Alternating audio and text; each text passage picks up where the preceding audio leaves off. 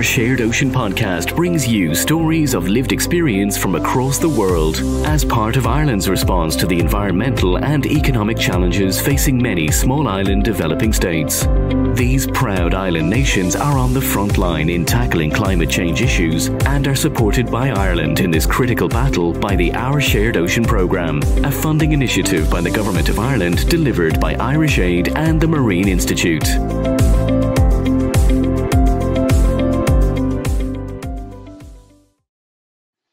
Hello and welcome to the Our Shared Ocean podcast.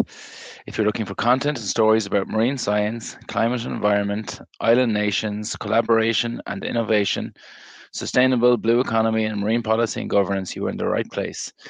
My name is David O'Sullivan, marine scientist and your host over the next few weeks and months as we learn about the shared environmental, economic and climate-related challenges facing the small island developing states. I work in the Marine Institute of Ireland on marine-related issues for a number of years and have experience in fisheries, seabed mapping, biological and environmental surveys, and I've led 152 deep-sea ROV surveys which explored the deep water canyons and the habitats of Ireland's offshore waters. I'm currently based in the Policy, Innovation and Support Services team, and I'm lucky enough to manage the Our Shared Ocean programme, which is a funding initiative by the Irish government to build partnership with small island developing states. Now, these are a group of 57 island nations recognised by the UN as sharing numerous traits, similar size with similar economic resources, all dealing with similar issues relating to the fact that they're all geographically adrift. They can be found in the Pacific, the Atlantic and Indian Oceans and the Caribbean and South China Seas.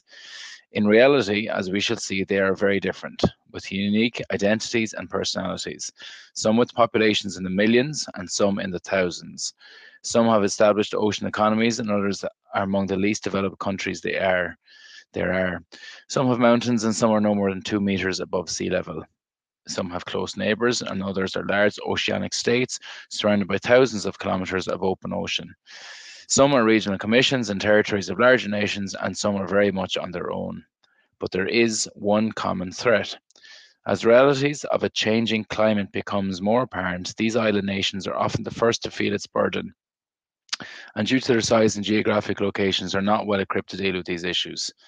As average oceanic and atmospheric temperatures slowly rise, they impact on the frequency and intensity of storms, which cause untold damage on remote, low-lying islands.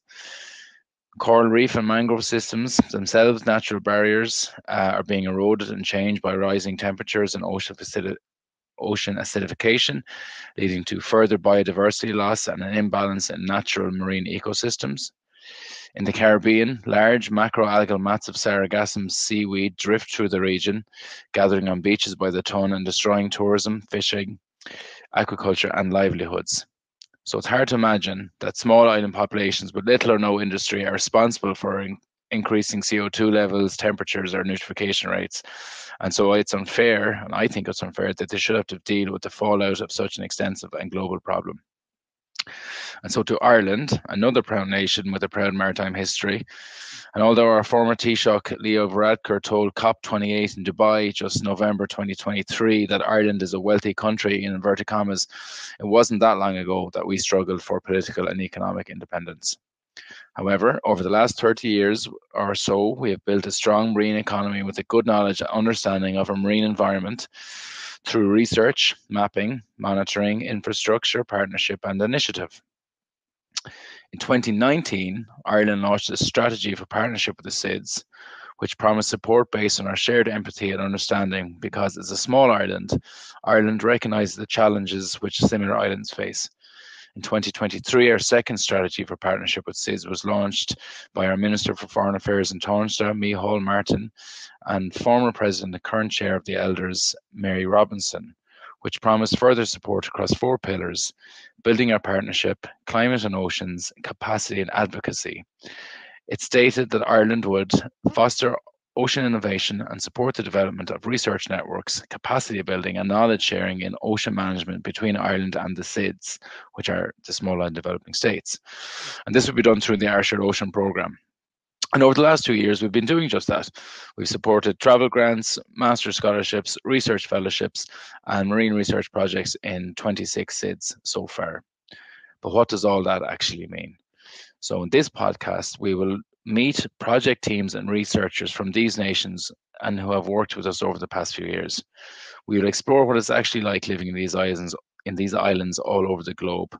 What are the main climate challenges and how do they affect daily life? What are the main barriers they face? What are the local research community doing about it? And how will our shared ocean funding help achieve these goals? I have met many of our guests and I have heard many of these stories, and I think it is of interest to scientists, environmentalists, and policymakers alike, and worthy of sharing with you in this podcast platform. We don't have all the answers, but we're opening up the Our Shared Ocean podcast studio to listen to your solutions, and I do hope you'll stick with me for this series. And so, now we're finally here. Let's dive into the first episode.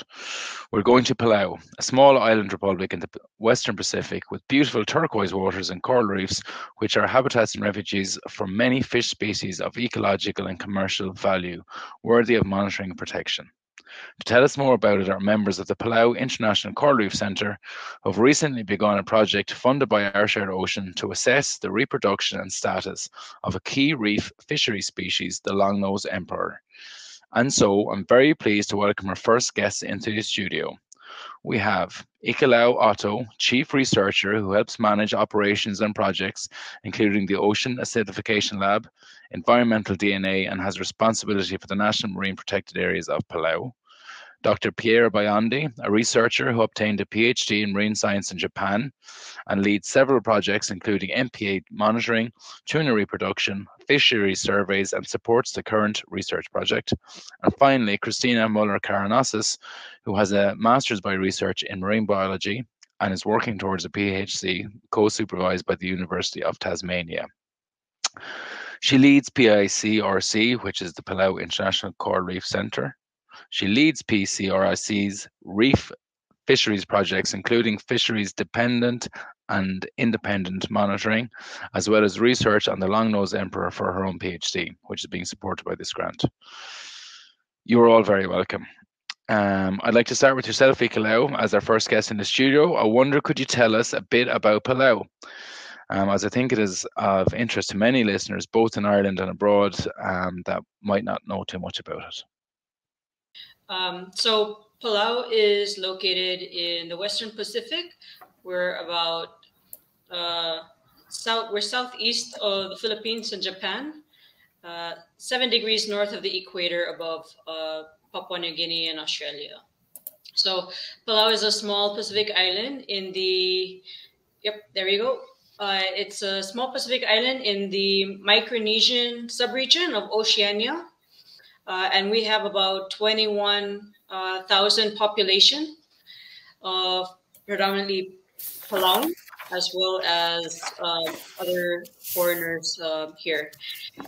Palau is a quite widespread. So as you can see in the image behind me, as well as the image in the background of the screen, those are our rock islands. So Palau has about 300, 400 rock islands spread out. Overall, though, we have about 7 main inhabited islands that everybody lives on. And the one that we're located on is Koror, which is the most developed. So that's Palau in a nutshell. And we're very tuned in to our environment. We know very much how precious our environment is and how blessed we are here. So we have beautiful waters and a beautiful biodiversity, great ecosystems. And so Palau and Palauans are striving to just protect it for the near and future. It will go a little bit into conservation in Palau. So conservation actually is something that's instilled in the Palauan culture before the term conservation came about. Naturally, we're conservationists. Naturally, we're environmentalists. Whenever there was some kind of depletion in any of the stocks, they would notify the chiefs that ran the villages, and the chiefs would put moratoriums on these species until they were able to replenish the stock. And that kind of background and history kind of allows us to segue into modern conservation efforts. How can I just jump in? So this is before modern conservation efforts and maybe more advanced, robust scientific ways of assessing fish stocks. How did the elders know, the chiefs know, the local communities know when fish stocks were in trouble? Usually, well, the community, uses the resources plentifully, so they depend heavily on it. So once they noticed that there was a decrease in a certain species that they usually saw at a given time, they would notify the chiefs, and the chiefs would then take that into consideration and put up the moratorium. Okay, interesting. Yeah. So there's always been this link between people in the sea and Palau, much like Ireland, I suppose, in that respect, island nations, and one of the reasons that our shared ocean is building these partnerships between island states. It's knowing that we have many of these commonalities, but obviously looking at the beautiful green turquoise waters in the background, we don't have them here. Where I assume there's a lot of coral reefs. That's in the Golden Triangle or the Coral Triangle. We're actually just outside of the Coral Triangle, so we have almost as much. We're still studying to see how many exact species, but about 400 species in Palau of different coral.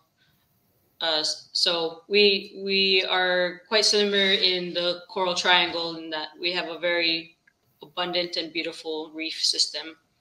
Wow, it certainly looks beautiful from behind.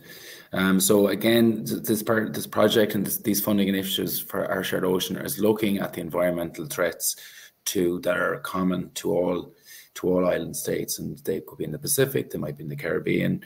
So we often hear about rising seawaters, increased ocean acidification, warming temperatures in general, increased storm surges.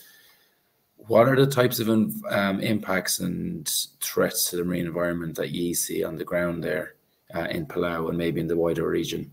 And that could be for anybody here to jump in. Piera and Christina, I appreciate having been chatting to you. Yeah, well, actually, just almost everything you said, we feel it. So we're a very low-lying island, so we feel the threats of sea level rise. We experience the coral bleaching events here, and so Palauans are known to look out for coral bleaching and notify PICRC whenever that occurs, so that we can go out and do our assessments to see on what scale is it impacting the reefs. So that's something cool about the communication and community that we have with everyone around. But we also have land-based issues such as development and runoff, but then also overfishing. So a lot into what Christina's project is a lot of overfishing. So just a little backstory, there was we saw a decrease on our reef of reef fishes. And the national government noticed this, and they put a ban on all export of reef fish. So we are currently only allowed to export a pelagic fish or fish that have been agricultured. So this is a good support system. We see an issue, and then we work towards kind of preserving it and conserving it. And Christina can go into a little bit more about that with her project. But yeah, those are threats that we feel here in Palau. Are they real threats? Are they imminent? Would you say? Sorry? Are they imminent? Like, are they very pressing? Yeah. Or have you seen a gradual change over the last 15, 20 years kind of thing? Or are there things happening really fast now? Maybe, like as regards species depletion or biodiversity loss or anything like that? I'm just wondering in general, Yeah, Christina can go a little bit into maybe the fish stock on how we could see the recovery on that. But in terms of just storm surges, we've seen a significant impact on how more abundant they're becoming here in Palau, and it's not allowing the reefs enough time to recover before the next storm surge. In addition, with increase in storm surge, they're also getting stronger. So that's a definite impact to our habitats around here. Maybe Christina or Piera, if I'm missing anything, you can jump in. I mean, I'll add to that with the fishing, the overfishing.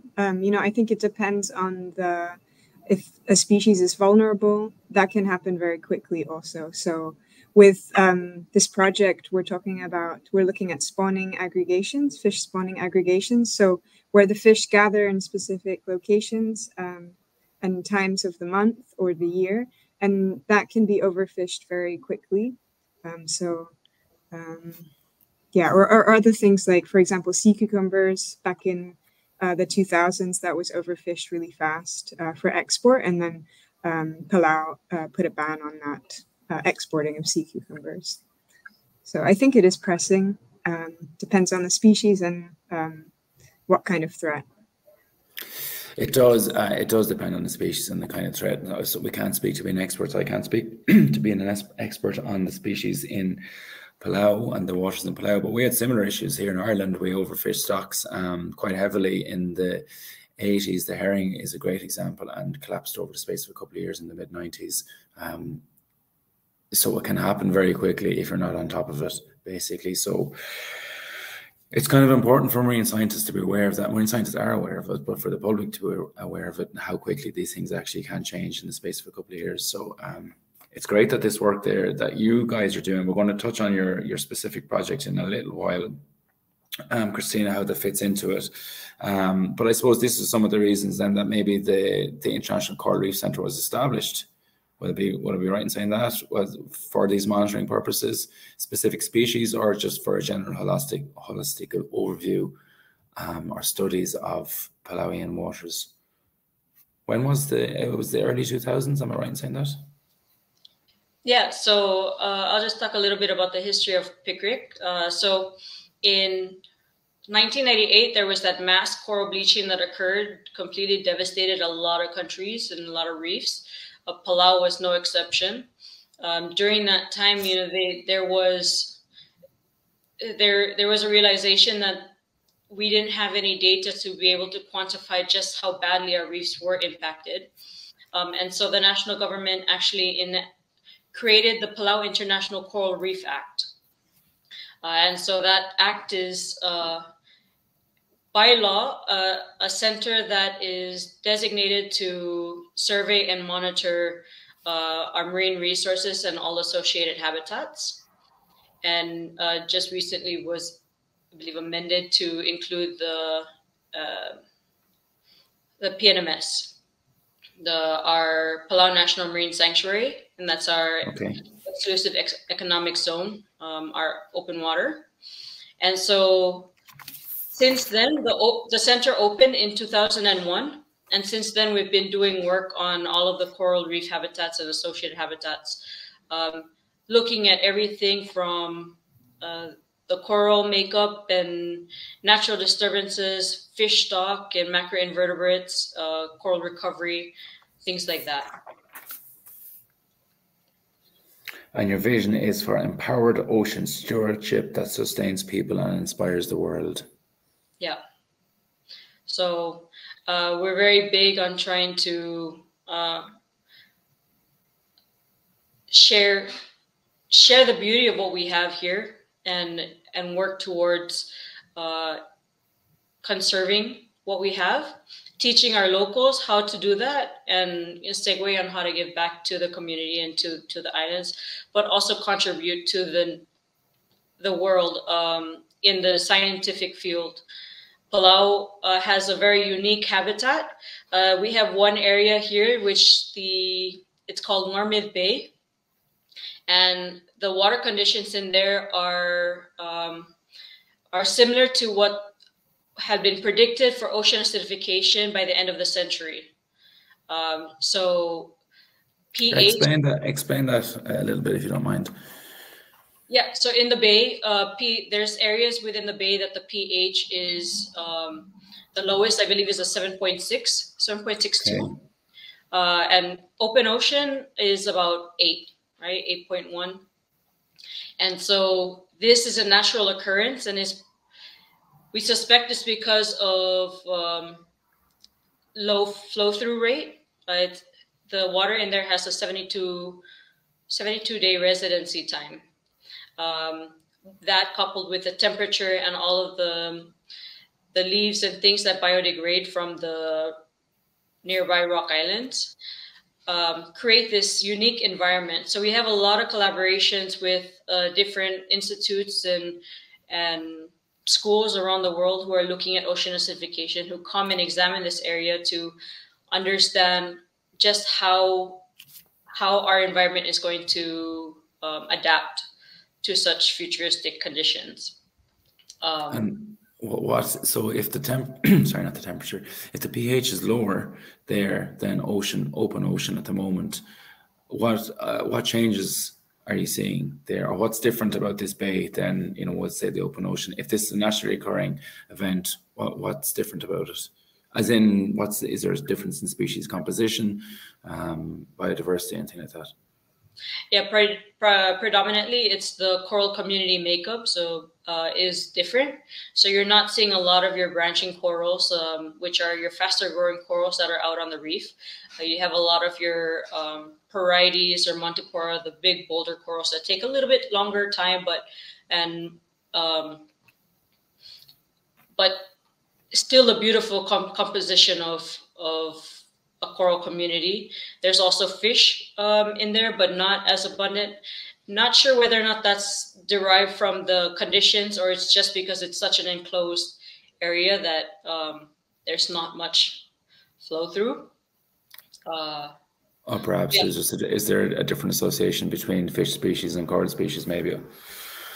Or is that, or fish generally? Have, like, parrotfish and things that are in there that you would see outside. Yeah, okay. And just out of curiosity, then, the depths of these waters, and this is an enclosed bay, so I'm assuming this is just. Yes, I think the deepest point maybe 30 feet. Okay. No, that's fine. Just wondering in general. I have some notes in front of me. Just in general, I wanted to touch on before we get into all this stuff. And this, of course, almost instantaneously really interesting stuff. The EEZ, which is the Economic Exclusive Zone, for people who listen don't know what that is a country's international boundary, essentially.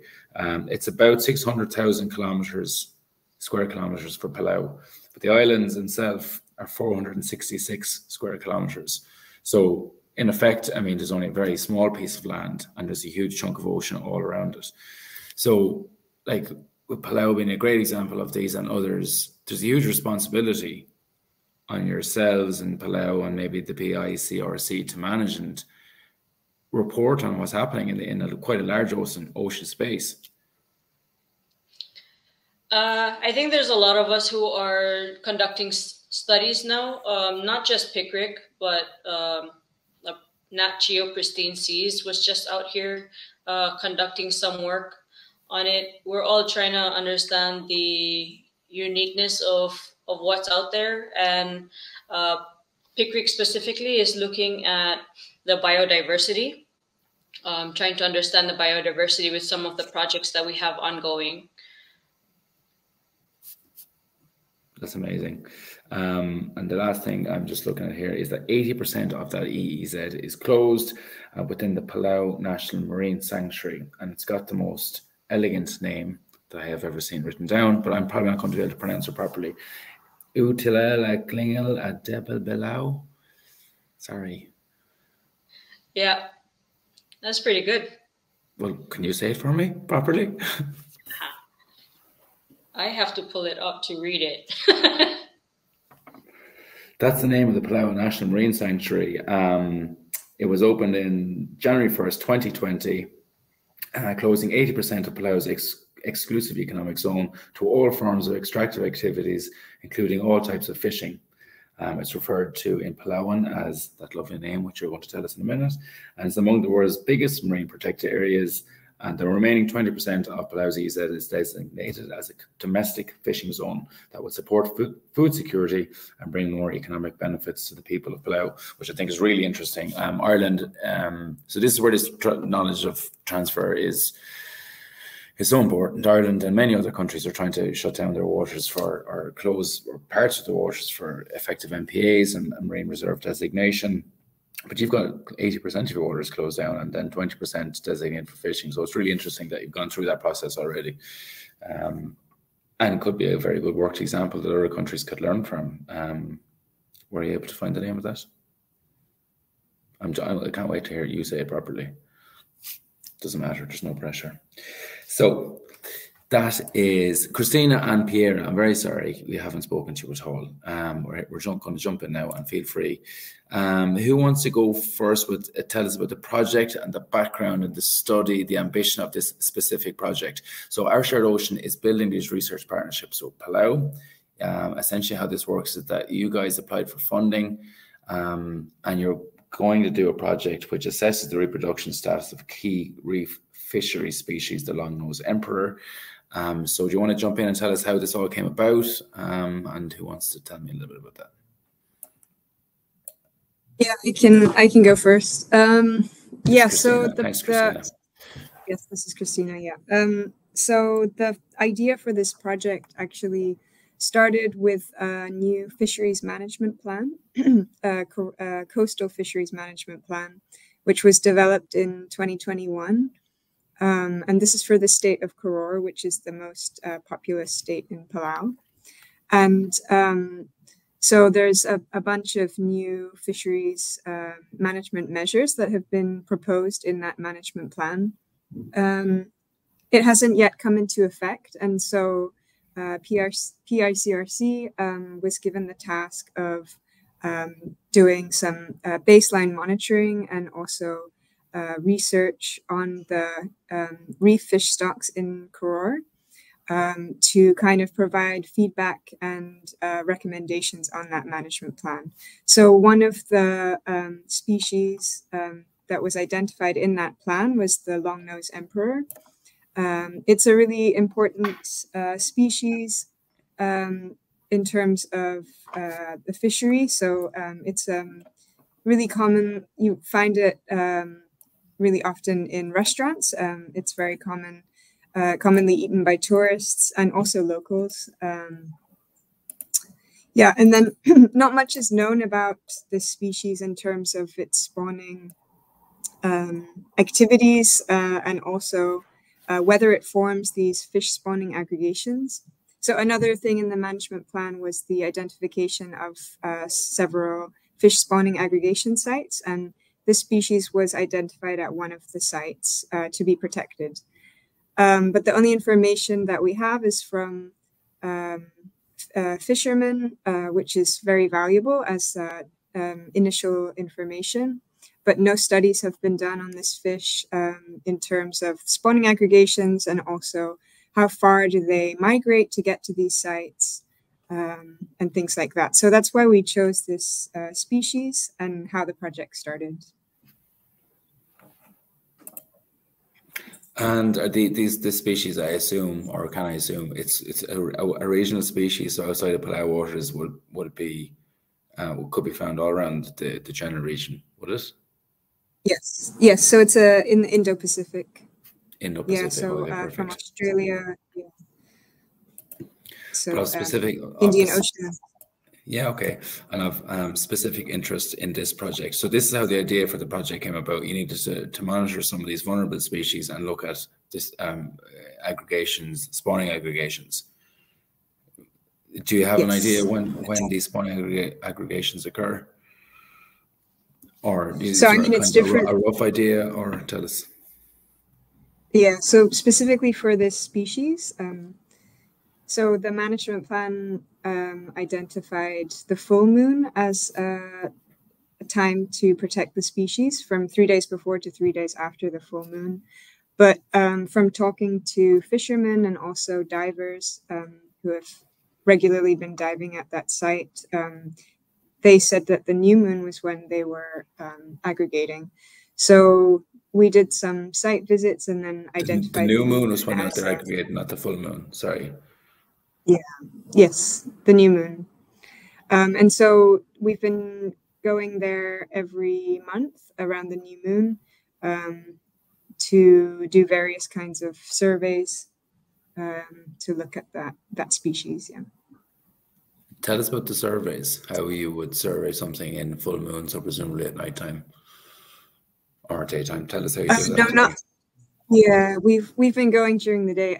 So we've been doing several different kinds of data collection. So the one where we're going to the site every new moon, we've been taking a video along the reef along a transect with a stereo video system. So it's two GoPro cameras that are mounted on a bar, and they're pointing towards the same inwards, like towards the same direction, and you swim along, and then using those videos you can then get the length of the fish, and also you can identify the fish, get the length, and also the abundance. So we've been doing those stereo video surveys at that site from 2 days before to 2 days after the new moon.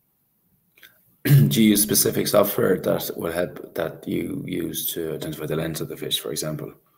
When you just say it there, we have similar things in Ireland when they do these kind of surveys with different types of software. Do you have something like that? Yes, it's a software called Event Measure, and it's for the specific stereo videos.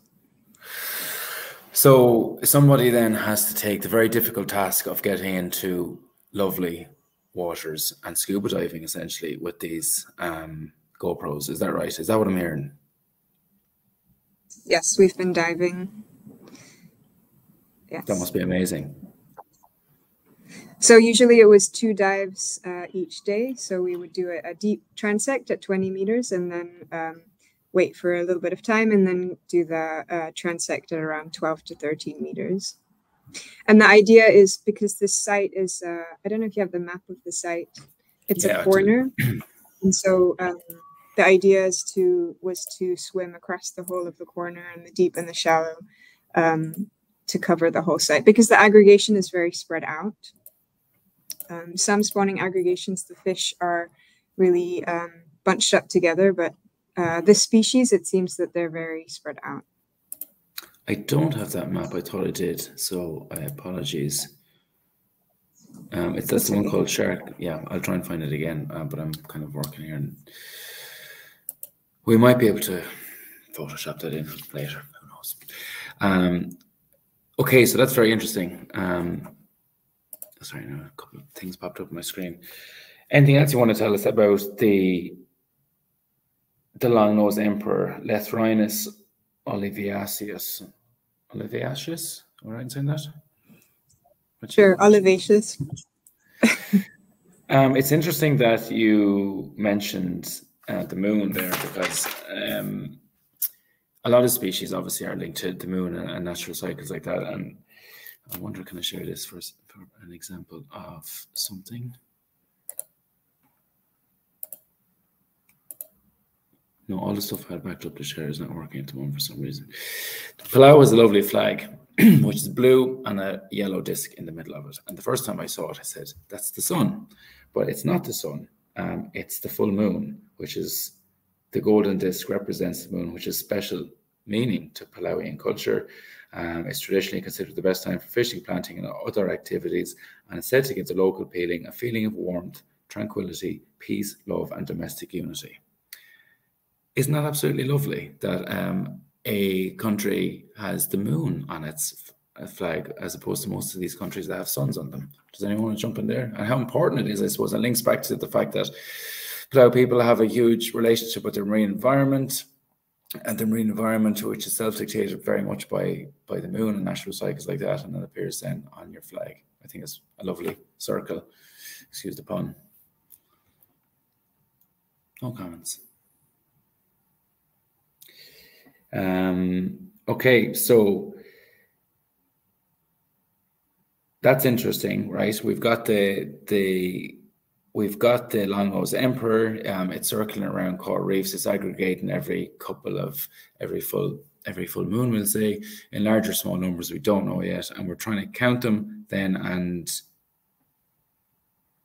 are they very important commercially? Yes. Yeah, they're important for food, basically. Yeah. Piera, do you want to jump in there and tell us a little bit about, I suppose, just the funding nature, what this means to yourselves, what this type of study will bring to the Palau International Coral Reef Centre, your own personal studies, and maybe Christina, you might want to jump in a little bit like these. Sure. First of all, since I am the leader that applied for this grant, I would like to thank you for funding the research. And so, as Christina said, this research and this fish is very important for Palau in general, because it's a commercially important species. So studying its behavior and ecology is not just important for the purpose of studying a fish, but it can give us like a real economic value of this species, and also what we will lose in case this species will get like overfished or extinct in the region. And thanks to basically these fundings, PICRC is been able to and will be able to continue this research, to do more surveys. And also we were able to basically pay the salary of a research assistant to help us with this project. We were able to buy additional tags that Christina has been putting in fish, on this kind of fish, to study where they go around the Shark City area, and other receivers, so which are the instrument that detects the tags. And then, of course, we're going to do more surveys, and we can, in the future, we're going to try to pay some fishermen in order to give us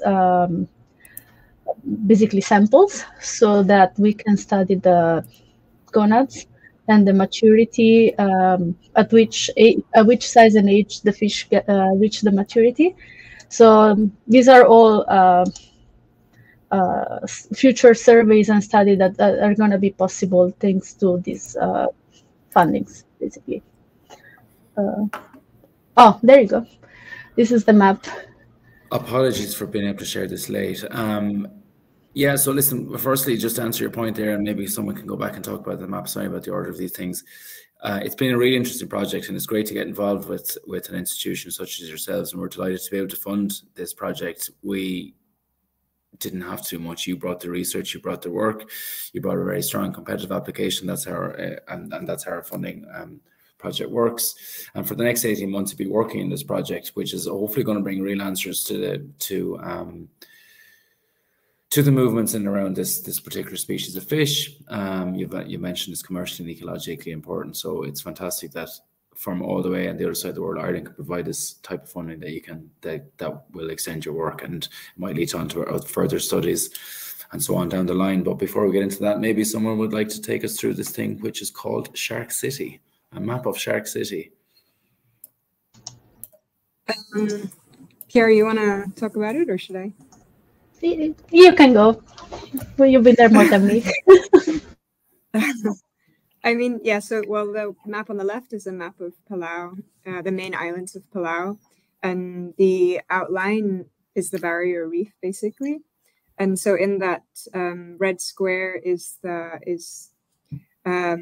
corner which is known as Shark City dive site, but the local name is Mutiar.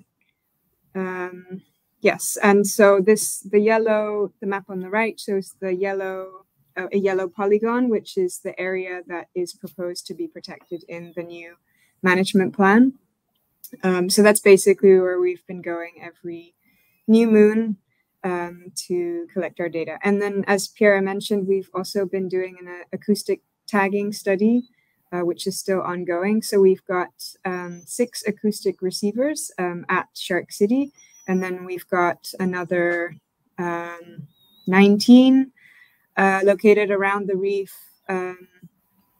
Yes, up to about. They're stationary, embedded into. They're stationary, yes, secured into specific areas, and they're receivers, acoustic receivers. What's the range on those? Or I'm just curious. It depends. Is it picking up everything, or is there a specific something related to longnose emperor that you're picking up? I mean, well, you need to tag the fish with an acoustic tag, and each tag has a unique ID, so a number. And when that fish passes within, it changes depending on the turbidity, the waves, the wind, that kind of thing. But it can be, usually it's around 100 to 300 meters. So when the fish swims past within a few hundred meters, it will send a ping, and the receiver will record that information. So the date and the time that the fish passed by. So you can essentially see like when the fish is moving along the reef, and we're trying to find out, are the fish coming back to the same site every month on the new moon, or are they, only coming back every few months? Are the same fish coming back? How far are they traveling? That kind of thing. So yeah, as Piera mentioned, we were able to get 7 more receivers already with the funding that you guys have provided. And with those ones, we've put them in the back reef, so inside the lagoon, because the longnose emperor normally is found inside the lagoon. That's its normal habitat. So on like a patch reef or something like that.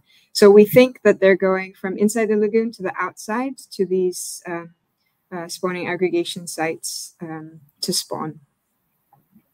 Okay, that's really interesting. So I can ideally tracking individual fish, the movement of individual fish, and then we can see where and when they're going to places, which is very interesting. And I suppose then maybe down the line for this project, and as I'm sure you've thought about this, there's probably some lovely kind of 4D visualization type thing you could do to look at fishies moving from A to B and so on and so forth. Okay, that's very interesting. And just very quickly on Shark Map then. So this is the entire island of Palau, well, the main islands of Palau is what I'm looking at on the left, and the red is the Shark City. So where is the corridor then in relation to this? I'm sorry, no, I don't have a cursor that you can see on this. Is it in like the middle, or it's down south, is it? It's kind of, yeah, it's kind of to the northeast. Yeah, yeah, it's kind of, I should have included that on there, but yeah. No, it's absolutely kind of fine. to the northeast. I think if you see like a little yellow dot there, right? Yeah, I think we can see something. What's striking about this image is the fact that there is a coral reef system along almost entirely around the island, which is beautiful. So this lagoon, of which Shark City is on the north, on the west, if I'm saying that correctly, there's a lagoon, almost quite a large type lagoon area, which is inside this coral reef, and before you get to the main islands, is it? Does that make sense what I'm saying? Yes. Yeah, there's the lagoon, and then there's the barrier reef. The barrier reef, yeah, it looks amazing. And is that lagoon? What goes on in the lagoon? In general, is there a lot of fishing there? Is that part of your no-take zone? Is there tourism, water sports, like anything, or is it just natural and open? Or I mean, inside the lagoon, there's all the rock islands, so that's an important attraction for tourists. But most of the diving takes place on the outer reef or in the channels. I mean, there's a lot of patch reefs in there, so I think people do go fishing inside the lagoon, especially if there's bad weather, then you're protected from the wind and waves. And is it those rock islands that I'm looking at in the back of your backdrop, Ikelau? Yeah. Or parts of them? Those specific rock islands are like right to the east of the red square. Yeah, okay. So, okay, that brings a nice visually home then. Wow, that looks amazing. I'll stop sharing there. Okay, guys, thanks very much. Is there anything else that anyone would like to mention about this project, or about PICRC, about your own work, or what you hope to get from this, or where it'll be in 18 months or anything like that? I mean, I'll say a little bit about what we hope to achieve with the results from the project. Yeah, please do. So, I mean, I mentioned the core fisheries management plan. So we want to look at, yeah, obviously the aggregation site. So is the area, that yellow triangle, is that protecting the whole aggregation? And then also the timing. So they said the full moon, but we've found them on the new moon. So, and then how many days before and after the new moon do we want to protect them? There was also some minimum size limits proposed in that management plan. So we'll be looking at, will the minimum size limit effectively protect this species? It's also thought that this species transitions from female to male. So all the larger fish will be male. How does that happen? I don't know the ins and outs, but a lot of fish change sex, either from female to male or male to female. And so if you only have a minimum size limit, that will allow the males to be vulnerable to overfishing. So you would want to have a maximum size limit as well to protect those larger males. So, I mean, it's not confirmed, but we're also, with the gonad samples that Piera mentioned, we're looking at histology. And so with that, we'll be able to tell more. And also by collecting the length of the fish, see and try and confirm whether they're changing sex and if there would need to be a maximum size limit. And this information is not only useful to the state of Koror, it can also be applied to other sites around Palau, because I'm sure, and I mean, from talking to fishermen, there are multiple aggregation sites around Palau. And also regionally, I think the information can be used for fisheries management. Thank you very much, Christina. That's a very good, informative overview of the project. As I said, we're delighted to be involved. Piera, anything you want to follow up with, or are you happy? I think Christina covered everything research related, so I'll just take the occasion to thank you again. And it was, yeah, a pleasure to be in this podcast. It's a pleasure to have you guys. And hopefully your project is 18 months, and I know you're just kind of starting now. We don't have exact start dates per se, but you've been at it for a couple of weeks and months getting things organized. It would be lovely to check in with you again, maybe in 18 months or 12 months, whatever the case may be. Have a look at progress, maybe have a little follow-up chat and see where you guys are at with all this. Palau is very involved in the international stage, as far as I can see. We've got this program in Ireland to work with SIDS, which are the small island developing states, and names of Palau frequently come up. Geraldine, your director, was involved in our initial conversations on how we would shape our project and how to work with the small and developing states. I've met Stephen Victor, who I believe was on your board, or maybe still currently is. He's the Environment Minister of Fisheries and the Marine, I think. I might have got that wrong, but he's very vocal on the international stage. He's been and he's going to SIDS 4. He was at COP28. So I think Palau has a very good story to share, and is doing a great job of kind of managing its marine environment, and is a good example of what's happening in that region and that area. So we're very happy to be working with you guys on this. Ikelau, would you like to follow up and just say goodbye to us or anything like that? Yeah, no, thank you so much for this. It's always we're very grateful for the support to be able to do this work. The results from Christina and Piera's study will help provide not only Palau and the national government, but also the community more information on how these species work and how vulnerable they are. Palau is a very big fishing community, but they also understand that they need to be proactive in order to continue fishing and protecting the species. So, you know, a lot of people are going to be very excited to find the results of this study when it comes time. That's great. Guys, thank you very much for giving us an oversight of your project today and how you're going to look at key reef fishery species in Palau. It was a pleasure to talk to you all today. Lovely to meet you. And as I said, hopefully in a little while we'll catch in with you again to see how this project is going. Well done to everybody, and thank you. Thank you. Bye. The Our Shared Ocean podcast is a funding initiative by the Government of Ireland through Irish Aid and managed by the Marine Institute. If you enjoyed this episode, you can find more like it. Subscribe, rate and review on YouTube or your favourite podcast platform. Are you a marine scientist or student based in a small island developing state? Would you like to tell us about your research? Visit www.oursharedocean.ie and we'll see you in the next episode.